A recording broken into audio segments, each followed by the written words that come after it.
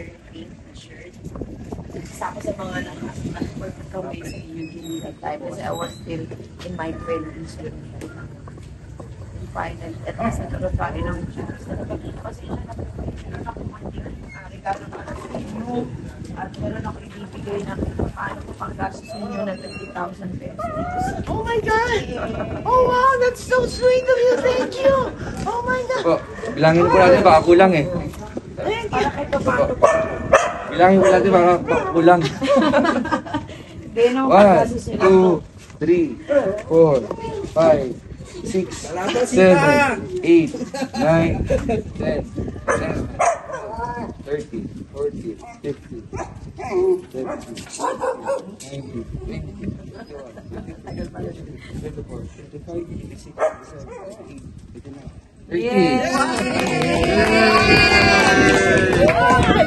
Hindi ko talaga inaakala na darating yung time na makikita tayo sa ganitong panahon. Kasi syempre, nung bata pa lang ako, talagang inspiration ko na yung mga katulad mo na naglilipod sa bayan, na nagbibigay talaga ng oras. Kasi ngayon, pinasok ko yung politika nung huling halali. Nakita ko talaga kung ano yung paghihirap din. Talagang naglilipod. Kaya, yung mga biyaya din na ibinigay sa akin ng Panginoon, talagang sabi ko, kahit anong mangyari, babalik ko talaga sa pagtulong. More power to you, darling. I carry on. Tatakbo ka ba sa Maynila? Itong iba, hindi, wala pa akong desisyon, pero ang gusto ko talaga mapagpatuloy yung online registration sa mga senior para sa kanilang mga health insurance, benefits, and at the same time, mabigyan natin ng inspirasyon yung mga kabataan na pagdating ng panahon, sana yakapin din nila yung kaugalian ng Pilipino, maging mapagmahal, tsaka magbigay respeto sa mga magulang. Yun lamang po.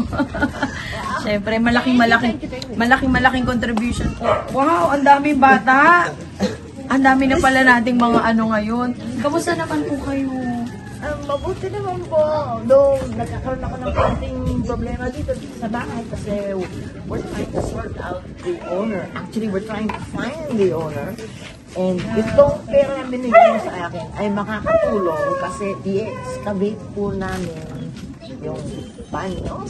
And titignan po natin kung sakaling totoo yung mga istorya na baka sakaling doon siya nakabulog. Kasi yung victim po ay nakatay po dito sa loob. Supposedly, yun yung kwento. So, inakalam po natin kung totoo yun o hindi.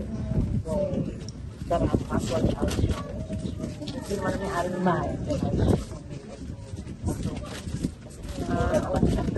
Okay. So anyway, good luck po sa inyo. Ang wish ko lang talaga na sana hindi kayo nawawalan ng pag-asa. Sana yung pagmamahal sa sarili at sa pamilya at sa ibang tao, sana may magbigay. Kasi ang Diyos po talaga mabait sa lahat ng oras. Lagi niya tayo bibigyan talaga ng guidance. Naniniwala po kasi ako talaga na ang Panginoon talaga tinitignan tayo. Yun lamang kailangan natin itapak lagi yung paa natin sa lupa para hindi tayo maligaw at maramdaman natin talaga yung pagmamahal ng ibang tao. Kaya sa mga bata dito, hello, yes. Thank you. More power to you, darling. And just carry on. And sana dumating yung araw. Hindi lang ikaw tumakbo sa Maynila, kundi ikaw na mamahalan ng DSWD. Sana.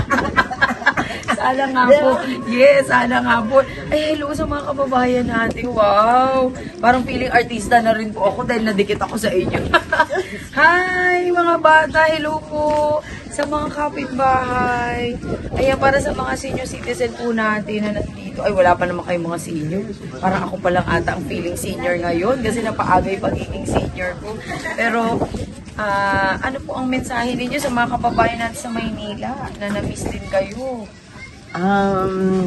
Well, just keep praying and huwag niyo po isusuko yung Maynila. Alam niyo naman yung panahon ngayon, nagduluming war na at dasal lang po kayo ng dasal na hindi tayo iwanan ng Diyos para ma-survive natin kung ano man yung gulo nitong mga malalaking tao sa Amerika at sa China at sa saan-saan. Talagang prayer lang. Thank you po. Thank you so much. Picture naman kami dalawa.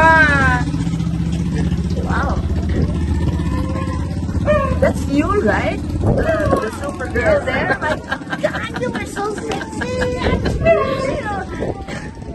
Ayan, syempre, mana ako sa inyo na. Sexy. Ay, yes. Aba, nakalabas na pala, magic. Ang bilis. Ito po, at least kahit pa paano lang. Ay, konting ano lang naman po. At ito po ako. Wow. Kasama natin ang mahal na Presidente Bongbong Marcos. Siyempre, inspirasyon din natin sa pagtulong. Oo nga, ako lang kasing gwapo yan. Yes, tama. Napaka-eloquent pa. Hindi ba? Wala tayo masakali sa British Navy. Thank you po.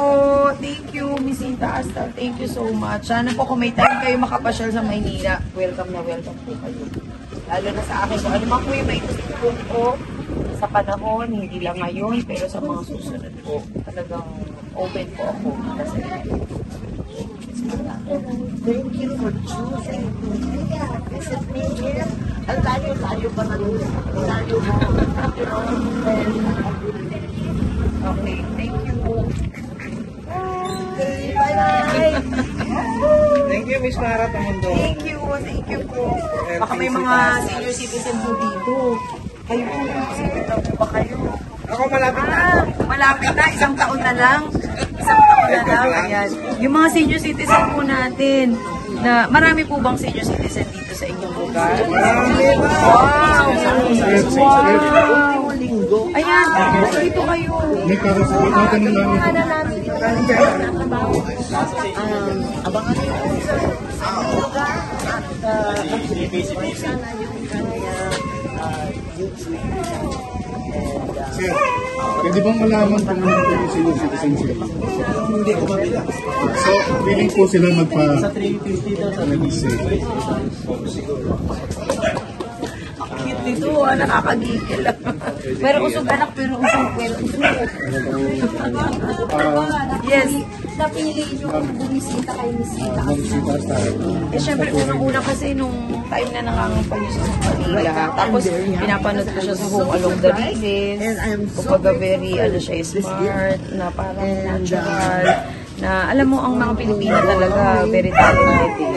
At the same time, talagang approachable siya. So, naalala ko siya, sabi ko, nasa na para si Misita kasi time na ako naman nandito sa posisyon niya noon, na nag-iikot, nangangampanya, kasi naalala ko, naka-pink shirt pa siya, lahat ng mga kasama niya. Pero anyway, yung memories na yun, talagang, kung maalala ko, sabi ko, ano kayang feeling kapag ka nangangampanya ka? So, nung naranasan ko na po, naiintindihan ko na kailangan pala talaga, hindi lang gusto mo patawag na politician, hindi isang tunay na tao na maglilingkod talaga. Isa siya sa mga naging inspirasyon ko. Na up to now, yung mga katulad niya, yung talagang kailangan natin balikan.